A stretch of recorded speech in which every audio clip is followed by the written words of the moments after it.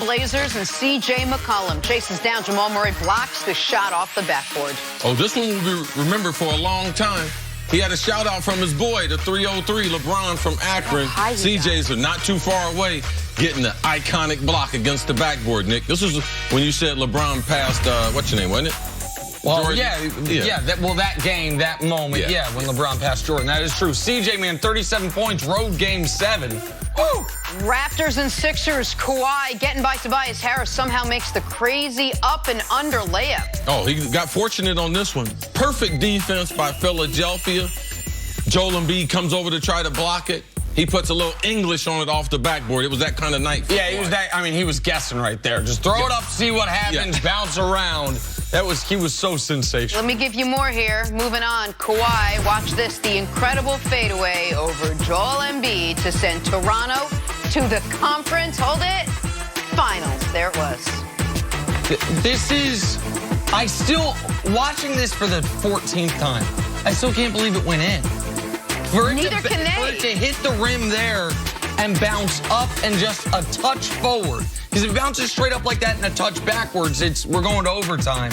Kawhi had a little hesitation right before to get Joel Embiid a little off guard, where he couldn't get the best bounce. He defended as well as he could. God, that's a tough shot. Amazing shot. That's a tough shot under regular circumstances. The buzzer of a game 7. Right in front of your bench.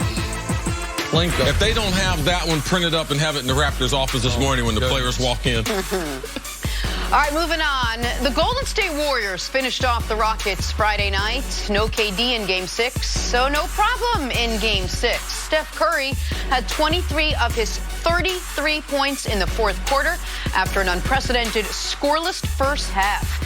Klay Thompson chipped in 27 of his own as the Warriors eliminated the Rockets from the playoffs for the 4th time in 5 years.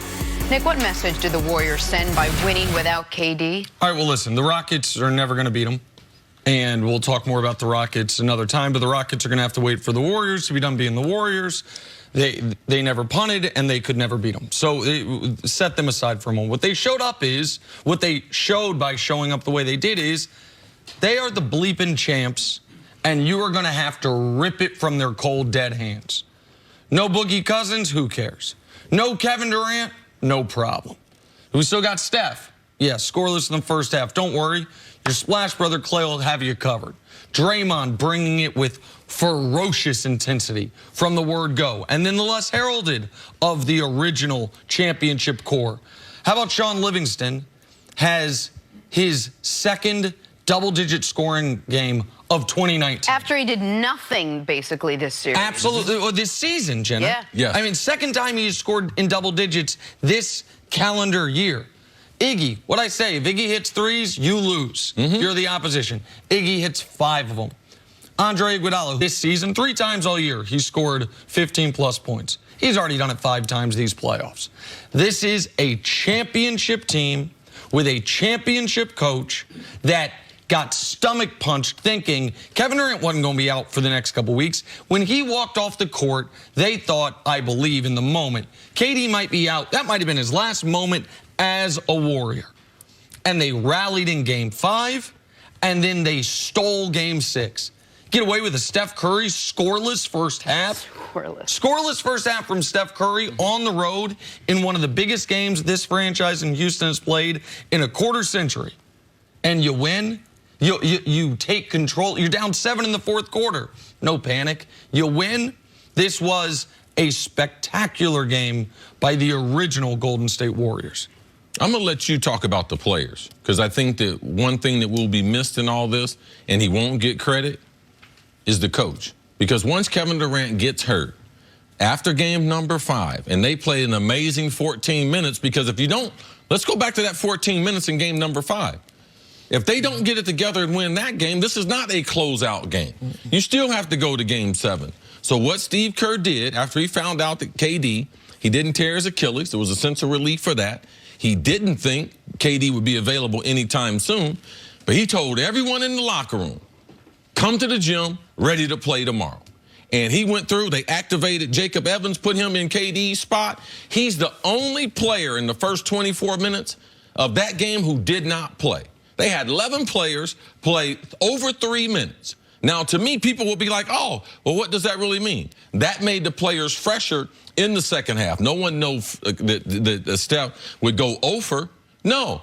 But those core group of guys, that being Iggy, that being Draymond, that being Clay, they were a lot fresher in the second half because of what Steve Kerr did, and I believe it happened right after game number 5 when he comes into that locker room being like, listen, man, we don't have anything to worry.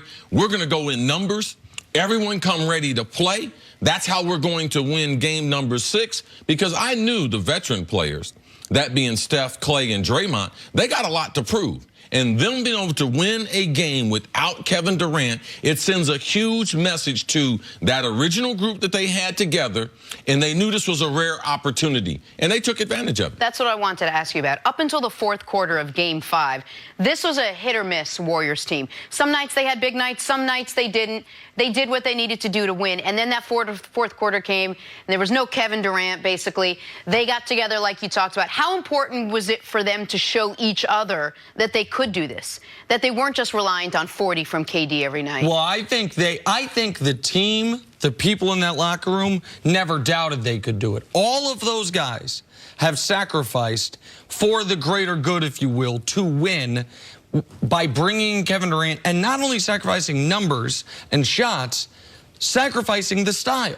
There is a style that they play without Kevin Durant that is very difficult to play with him because you can play it to a degree with him, but he's such a singular talent that it is smart. Dump it down to KD and let him go to work. Oh, he's got 6-foot-tall Patrick Beverly on him. Dump it down to KD and let him go to work. And that's not what the Warriors have ever done. To me, this was a message to the 29 other teams in the league that have been waiting for 3 years for Kevin Durant to leave. The Warriors reminding them, Kevin Durant, even if he does leave, probably is leaving. Guess who should be the favorites going into next year? Us, even without him, because it has always been the case with Golden State. I don't care how mad people get when I say it. I will continue to say it. KD has been the greatest luxury item in sports history. They have not ever desperately needed him the way any team in league history would need a player of his talent, because they can always revert back to the style that won him a championship and then won him 73 games and got him to game 7 of a championship the previous year. And it's also a style that won many, myself and many other basketball fans, over to who they were, because they were a fun bunch. They were different with Clay, with Steph, Draymond, the way he played, their passing, their movement.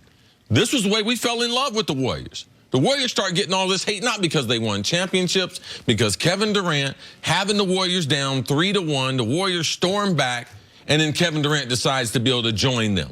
That's when people started hating the Warriors. But the basketball, from a pure basketball standpoint, this is what we saw a number of years ago, what we fell in love with, and it was great to get a glimpse of it. And if Kevin Durant decides to leave, man, the NBA is in good hands. All right. Well, now the Warriors move on. They'll face the Blazers Game 1 Tuesday night, and we will talk about what went wrong for the Rockets yet again. But coming up,